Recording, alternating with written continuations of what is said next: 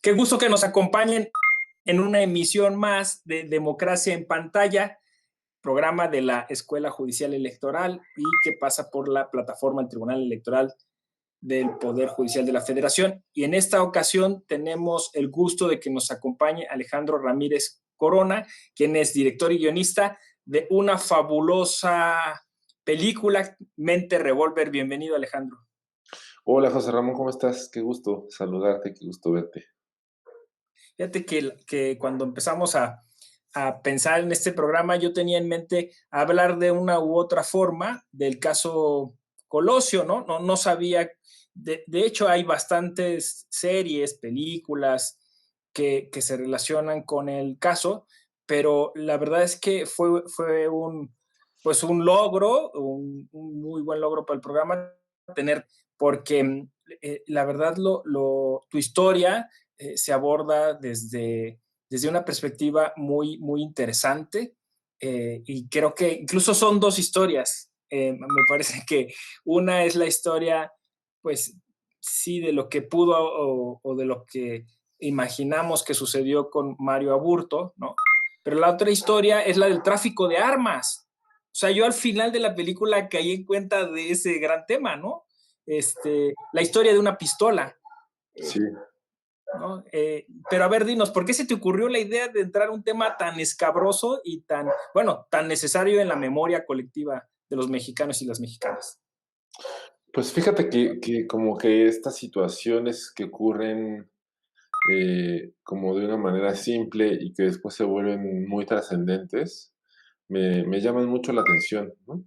Coincidieron varios factores, ¿no? Por un lado, pues tengo un amigo que se llama Baltimore Beltrán, que es quien hace a Mario, y nos juntábamos mucho a platicar sobre la dirección de actores, sobre como la figura del director dentro del set en cine y la figura del actor dentro del set en cine, ¿no? Él es obviamente actor y ambos pues estábamos formándonos. Entonces, pues pasábamos largas tardes platicando de eso. Y entonces una vez dijimos, bueno, ¿por qué no hacemos una película donde tú seas un protagónico y yo pueda dirigir, ¿no?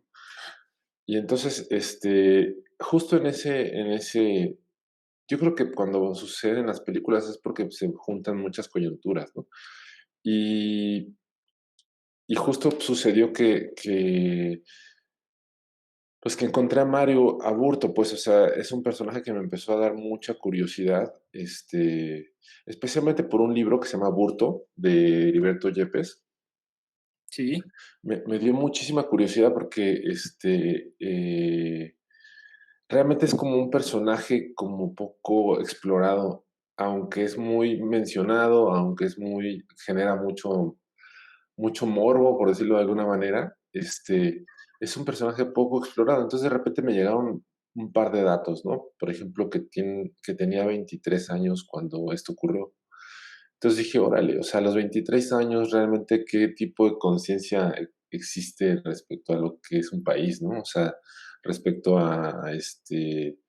pues, hacer una cosa tan trascendente, ¿no? El otro dato que me generó como muchísimo interés es el asunto de que era un maquilador, ¿no? Entonces, dije: "Órale, o sea, un maquilador", y pues, claramente, pues, la posición social que juega un maquilador, pues, es bien compleja en términos de que es muy hasta abajo de la cadena del capitalismo, ¿no? O sea, el último eslabón, este, sí. casi que son ellos, ¿no? Entonces, es como como también una manera de representar, pues, la opresión de un sistema que genera productos y finalmente, usa la fuerza del hombre para eso, ¿no? A destajo, ¿no? Entonces, esos 2 datos me llamaron la atención después, pues, busqué los expedientes de la PGR, la Ujú. PGR, y, que son varios libros, y encontré el autor material, ¿no? Y entonces ahí es una cosa muy interesante, pues, es un tomo así como de este tamaño, que trae como toda la investigación y obviamente, pues, existen muchos mitos alrededor de Aburto, ¿no? Como muchas, Como pues muchas, historias, ¿no? Entre líneas. sí, muchas versiones, ¿no? O sea, de que si se sustituyó, de que si realmente fue, de que si solo fue un chivo expiatorio, de que, o sea, hay de todo, de que fue un complot y que en realidad él solamente fue usado, ¿no? En fin, como, pero bueno, el poder ver el expediente, me dio a mí como muchas líneas de cómo construir un personaje, ¿no? Realmente ahí he construido un personaje y bueno, hay cosas que se pueden constatar, ¿no? De ese expediente, ¿no? O sea, se puede constatar que tiene una familia, que tiene, Claro. que tiene madre, que tiene sobrinas, que tiene hermanos. Se puede constatar y dónde están sus padres ahora, digamos, ¿no?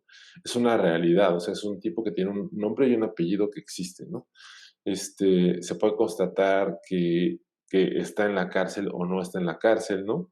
Hay una entrevista de Jesús Blancornelas que le hace, hay dos entrevistas hacia Mario Burto en la cárcel, ¿no? Una es de Jesús Blancornelas, que es muy interesante porque da la impresión de que el objetivo de esa entrevista es solamente constatar si él es Mario Burto o no es Mario Burto. Ya, Entonces, y sí es Mario Burto, digamos, ¿no? O sea, entre medio no sabemos qué sucedió, pero el que está ahí, el que le entrevistó, es Mario Burto. O sea, es ese ya. mismo Mario Burto que trabajaba en la máquina, porque le pregunta cosas como, ¿de qué color era la calafia que tomabas para llegar a la maquila? ¿No? Mm, ¿Cómo se llama el jefe de maquila que tenías en ese momento? como cosas que solo sabría Mario Augusto. Exactamente, o sea, cosas muy concretas y que realmente las contesta, ¿no? En esa entrevista es interesante porque sí se siente este delirio como mesiánico que tenía, ¿no? O que le marcan en el expediente muy claramente y que como que se ha hecho mucho alarde del caballero águila y demás, ¿no? Que está en Entonces, la película, ¿no? Porque cuando pasas las imágenes de su diario, se ve un caballero águila y al final cuando intenta, pues, volver, digamos, a las andadas, pues también, ¿no? sí, entonces dije, órale, o sea, sí, sí existe eso, ¿no? Otra entrevista bien interesante que le hacen, es muy interesante, es la de Jorge Lemus. Sí, es Jorge Lemus, Lemus. Bueno, es Jorge Lemus, casi estoy seguro. Bueno, él es un periodista interesante porque, pues, fue como una especie de preso político durante el sexenio de Fox, ¿no? O sea, él, pues, era muy, muy duro con la campaña de Fox, este, en Guanajuato y posteriormente, y cuando Fox llega a presidente, curiosamente lo meten a Puente Grande. O sea, no entiendo bien las razones, pero lo meten a Puente Grande, ¿no? Y él como periodista, pues, dice, pues estoy en Puente Grande, pues empezó a Voy a hacer. aprovechar. Exacto, entonces tiene un libro muy interesante donde hace entrevistas, ahorita me acuerdo el nombre del libro, es que es como tiene un tiempo que lo leí, pero es un libro padrísimo porque pues, tiene como conversaciones con el asesino de Ruiz Massieu, con el Mocho Orejas, como historias que se cuentan ahí en el penal a partir de la fuga del Chapo, de Raúl Salinas, en fin, o sea, como todo pues un texto súper interesante que él iba pasando a su esposa en las visitas, ¿no? Entonces, entre esos está un encuentro con Mario Aburto, muy interesante, muy, muy interesante, porque se lo encuentra, creo que luego, no debería como hablar del contenido del libro porque es como revelarlo, pero se lo encuentra en la enfermería y cruzan palabras, ¿no? Y además cuenta como algunas anécdotas de cómo es la figura de Mario Burto dentro del penal. O sea, es realmente como una figura rodeada de un poco de ego, ¿no? O sea, es Mario Burto, o sea, es aquí está Mario Burto, ¿no? Entonces, pues como creo que descubrí a partir de esto, del expediente de la PGR, del libro de Heriberto Yepes, que es como, pues una ficción, de de la entrevista de Blancornelas y de Lemus, descubrí como un personaje como dual, ¿no? O sea, que como que estaba entre la fama de ser el asesino que cambió el rumbo de México y, y el maquilador pisoteado y humillado como utilizado totalmente para conseguir un objetivo, ¿no? O sea, tiene como esas dos, ¿no? O sea, por un lado es este Sí, y por otro lado es este. Y entonces, pues trabajé con ese delirio que yo leo en las diferentes fuentes que tomé y, y cómo eso, o sea,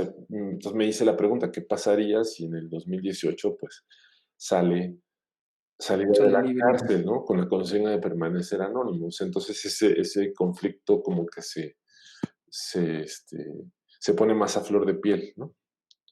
Sí, fíjate que además lo haces con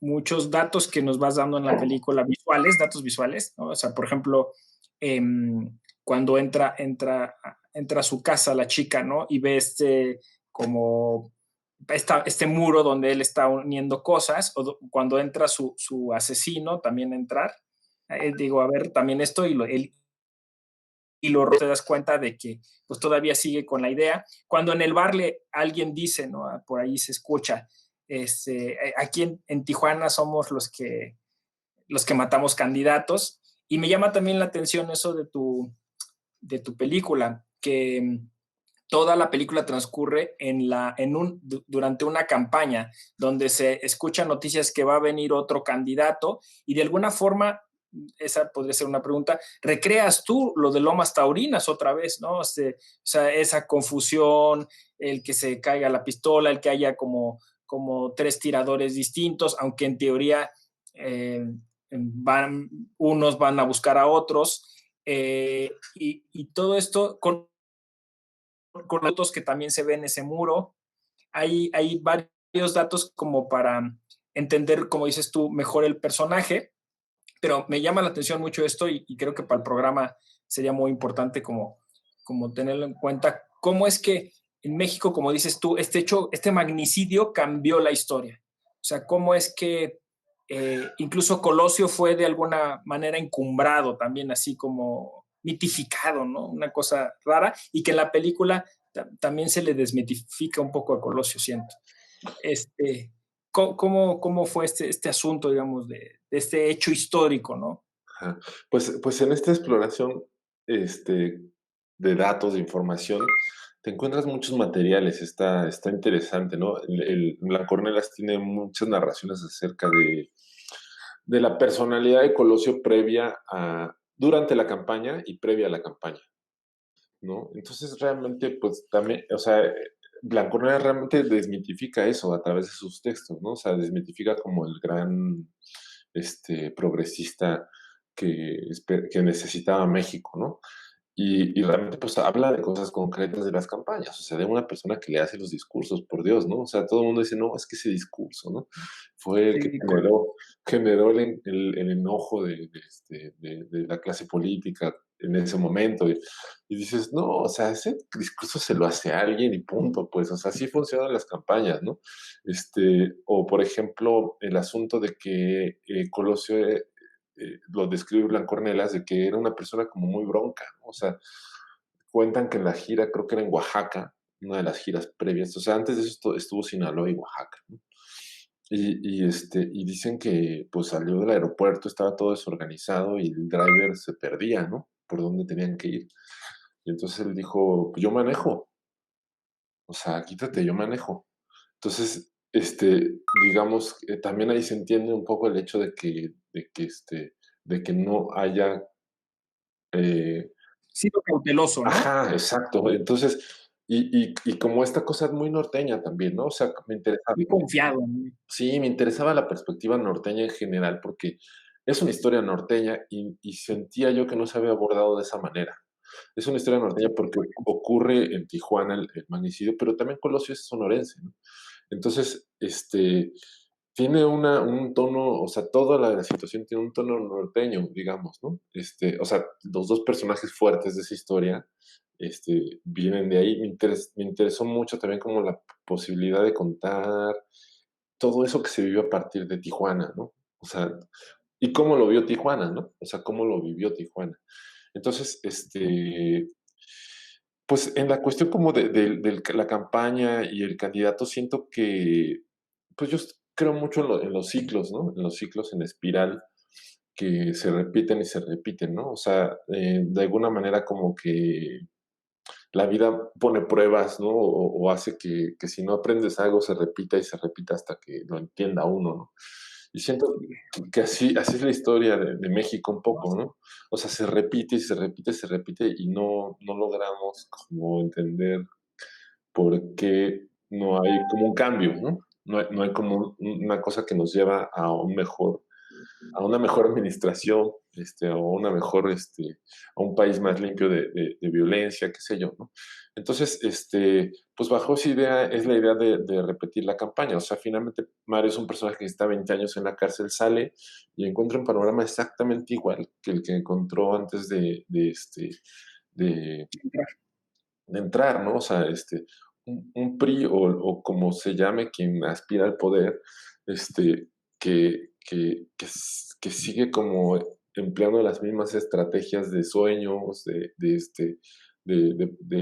promesas de algo mejor con poco sustento, ¿no? Entonces, pues se enfrenta con eso y entonces se le viene como, o sea, en términos de la ficción, se le viene como todo pues Revivir, ¿no? Un revival, ¿no? Digamos. exacto, sí, de hecho, o sea, un dato interesantísimo es que la persona que más saca libros en el penal, que más libros lee, es Mario, ¿no? Que pida la biblioteca. Ajá, o sea, entonces eso me llamó la atención mucho porque dices, órale, y en eso estaba el contexto de Peña Nieto, que decían que no había leído ni 3 libros, ¿no?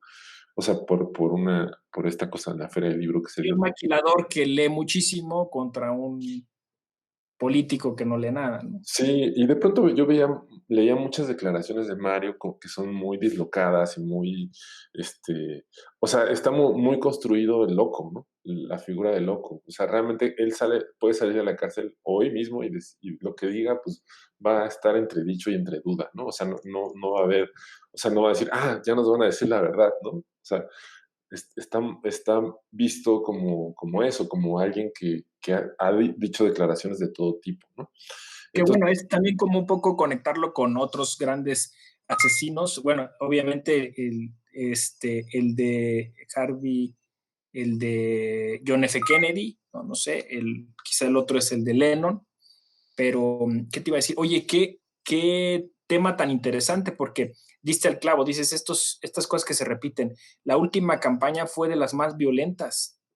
O sea, hubo candidatos asesinados y candidatas asesinadas, ¿no? Y como dices tú, o sea, es complejo este tema y en tu película incluso lo relacionas con el crimen organizado, entiendo, ¿no? Y con esta corrupción que hay, que también se representa en esta norteamericana, Jenny, ujú. ¿no? Este tráfico de armas que hay y cómo, o sea, como una campaña electoral está, además de todo esto que has explicado, cargada de violencia, o sea, está el crimen organizado detrás. O sea, cómo tenemos retos increíbles a nivel democrático en México. Sí, sí, totalmente, ¿no? Y yo creo que sí fue un momento histórico y muy importante en términos de que detonó la violencia,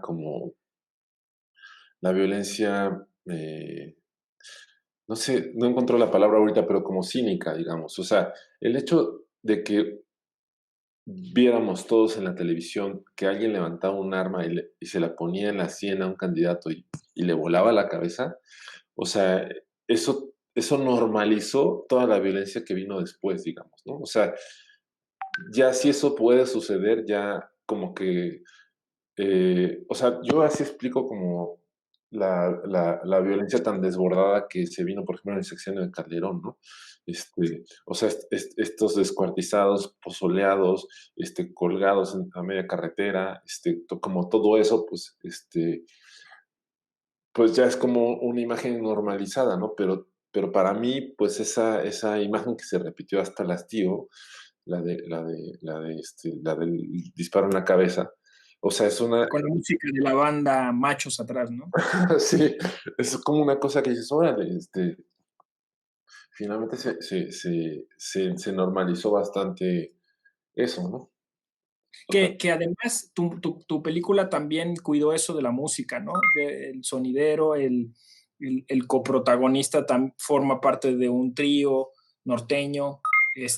Me pareció genial esto de el traveling de la cámara y él va moviéndose así como eh, norteado, como dicen coloquialmente, no va desubicado, desorientado, y va cantando esta canción de Napoleón, creo, ¿no? Nada te llevarás cuando te vayas, ¿no? Sí. Que es otra historia, curiosamente, como aparte, ¿no? O sea, de los jóvenes sicarios. Él quería hacer bien las cosas, ayudaba a su abuela, consiguió un trabajo, y de repente en un segundo le cambia la vida, ¿no? Por hacer las cosas bien.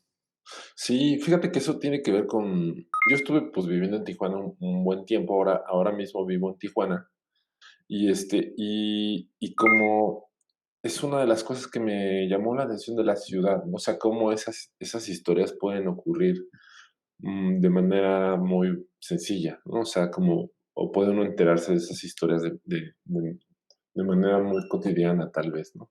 Obviamente cambian las épocas, ¿no? Creo que ahorita hay una Tijuana mucho más relajada, pero, más tranquila, me refiero, pero pero sí, me llama la atención cómo, pues, esta cosa que aparentemente es medio subterránea, ¿no? El asunto de los sicarios y de la violencia de este tipo, pues, de pronto brota así por la cotidianidad, ¿no? Brota en la cotidianidad. Entonces, y también ese personaje surge bajo la pregunta de qué sucede con los sicarios, ¿sabes? O sea, ¿qué sucede con esta gente que jala el gatillo? O sea, finalmente jala y jala y jala el gatillo. O sea, ¿qué pasa dentro de ellos, no? O sea, más allá de que están envueltos dentro de un contexto muy, enredado, eh, pues también hay un ser humano ahí que está matando a otros, que por primera vez lo hace, ¿no? Y que eso le genera como una cuestión emocional, mental, ¿no? Que se va transformando. Decía, ¿qué pasa la primera vez? ¿Qué pasa la segunda, la tercera? ¿Cómo se queda en ese ciclo, no? Y hay un texto muy interesante respecto a esto que se llama Confesiones de un sicario, este, son nueve entrevistas al jefe de sicarios del cártel de Tijuana. Es de, ahora te digo su autor, qué mal. Es que No, no no, te preocupes. De hecho, ya te tengo el dato. Es Jorge Lemus, Los Malditos. exacto, los malditos. Y es de Confesiones de un sicario, es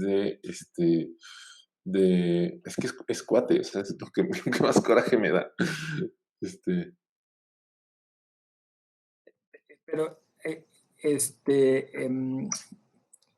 que de hecho, Confesiones de un sicario, es de Reina, Juan Carlos Reina, perdóname. Juan Carlos Reina. Sí. Juan Y ya Carlos, de ahí sacaste un poco el personaje pues de no, este. más bien como que él narra por su primera vez y narra, después como ahí en ese libro narra como toda esta cuestión que vino narra varios sexenios, ¿no? Y narra cómo se vincula el poder político a la mafia, ¿no? Claramente, o sea, claramente dice, o sea, habla de reuniones, ¿no? Habla de vínculos incluso del medio del espectáculo con el narco, que los hemos visto saltar, ¿no? Pero Sí. él habla muy concretamente, o sea, narra detalladamente conversaciones, ¿sabes? Narra detalladamente fiestas, ¿no? Sí. Y narra también como esta cuestión de cambio de sexenio donde empezó a ver esta como estrategia de testigos protegidos durante el sexenio de Calderón que para nada funcionó y que, y que por el contrario, pues se volvió un caos porque pues, o sea, agarraban a alguien que cantaba y después no lo podían como resguardar, o sea, era mucho problema a sacarlo de a esconderlo, ¿no? Y que finalmente terminó el sexenio pues, simplemente lo soltaron a la calle. O sea, entonces, pues, narra todo eso, narra como esta cuestión emocional